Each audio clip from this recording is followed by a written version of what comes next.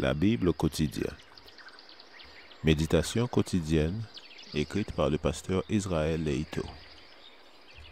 Fais-moi entendre dès le matin ta bienveillance, car je me confie en toi. Fais-moi connaître le chemin où je dois marcher, car j'élève à toi mon âme. Psaume 143, verset 8.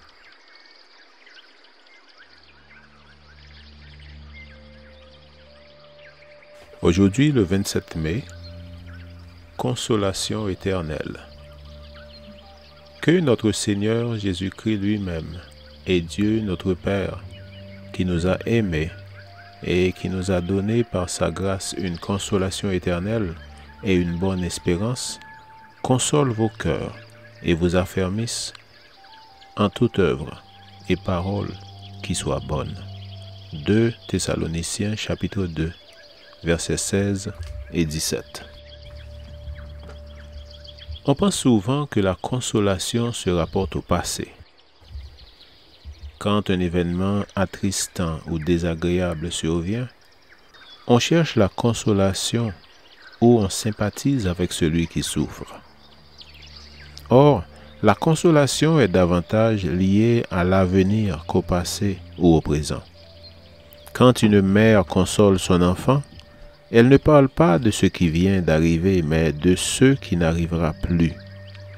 Elle le rassure en lui disant que cela va aller mieux, que tout ira bien. Maman est là sont des mots qui restaurent la confiance. Les paroles qui consolent sont celles qui rassurent sur l'avenir. Je serai avec toi dans ta peine. Cela ne se reproduira plus. Tu ne seras pas seul. Dieu prendra soin de toi. Ton Église souffre avec toi. Tous ces encouragements visent l'avenir et non le passé. La consolation éternelle dont parle l'apôtre, c'est la conviction que notre avenir en compagnie du Seigneur est une réalité. Le ciel nous étant ouvert, nous pouvons avancer sans crainte vers le trône de la grâce et avoir la certitude du pardon de nos péchés. Lavés par le sang de Jésus, nous pourrons nous présenter devant le Père. Cette consolation prend sa source dans l'espoir de cet avenir, espoir bienfaisant, car il est porteur de l'assurance du glorieux retour de notre Seigneur Jésus.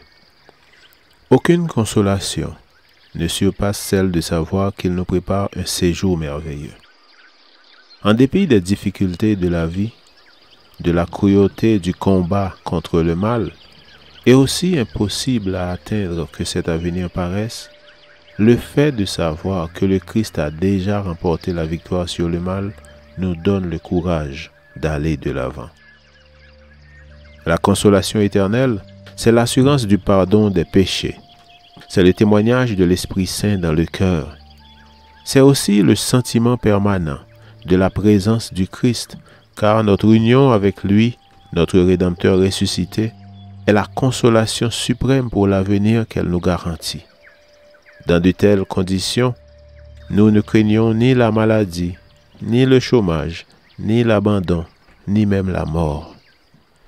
C'est au nom de cette consolation que Paul nous enseigne de ne pas imiter ceux qui sont sans espérance.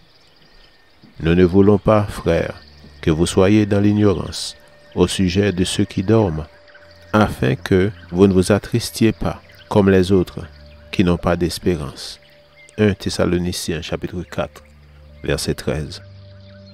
Avec une telle certitude, rien, même le pire, c'est-à-dire la mort, ne nous fera sombrer dans le désespoir. Cette espérance nous permet de tout affronter. C'est donc là la raison de notre consolation. Consolez-vous donc les uns les autres par ces paroles. 1 Thessaloniciens chapitre 4, verset 18. Amen. Lecture de la Bible pour aujourd'hui. Dans l'Ancien Testament, 1 Chronique chapitre 17 jusqu'au chapitre 19. Et dans le Nouveau Testament, 2 Thessaloniciens, les chapitres 1 à 3. Je vous souhaite de passer une excellente journée avec Jésus.